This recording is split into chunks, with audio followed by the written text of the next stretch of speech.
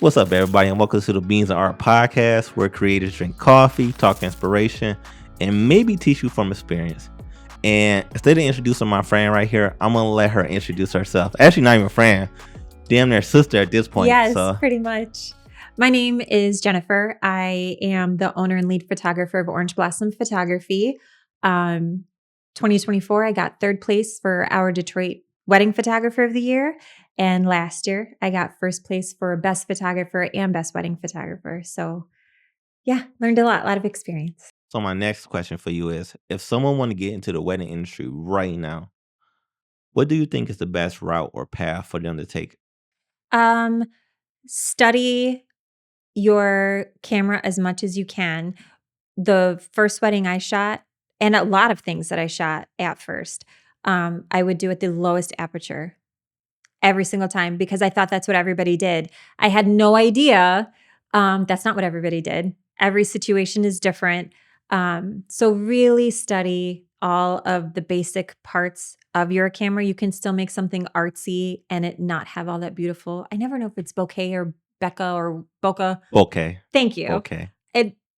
It's wonderful if it's in there, but if the couple's out of focus, who cares? So I would definitely say study your camera. YouTube is a friend. There's so many great courses out there, and offer your time, as boring as it can be sometimes, because I have done it and I still do it because you have to learn and evolve in industries like this because you'll get left behind real quick. Offer to assist people that are better than you. No matter what it is, you're going to hold a light. How boring, how dull for 2 hours of this wedding that you may or may not be getting paid for, just payment by through experience or free education. That's really the dullest thing.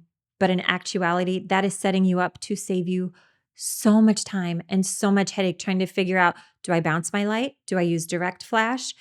Just go after, help people that are more experienced, and say yes to everything. Say yes, yes, yes, yes, yes, yes, yes. Even if it's just, can you shoot cocktail hour for me? I absolutely can, and I cannot wait. What should I wear? Yep. I Just be agree. ready. I agree.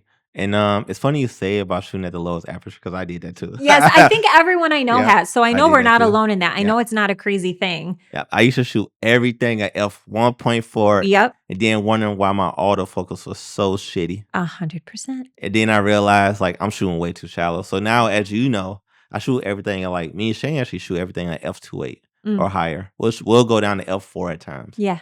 You know, depending on the situation. Yep. But f2.8, f4 is like the perfect like for bokeh and making sure our subjects are in focus. F2.8 and F4 are like the perfect apertures for us. I wonder who it was that told all of us everything has to be at this low aperture. Because for all sorts of media vendors to have thought that at some point. YouTubers. Exactly, YouTubers who don't do our jobs. I guess so. Like literally, that's who it was.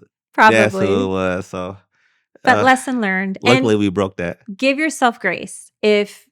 If you're getting into this and you're new to it, you don't know what you don't know. And sometimes this is a business where you have to learn from trial and error, from experience, good and bad. Just have your self-forgiveness. You can always learn from something. Yep, I totally agree with that.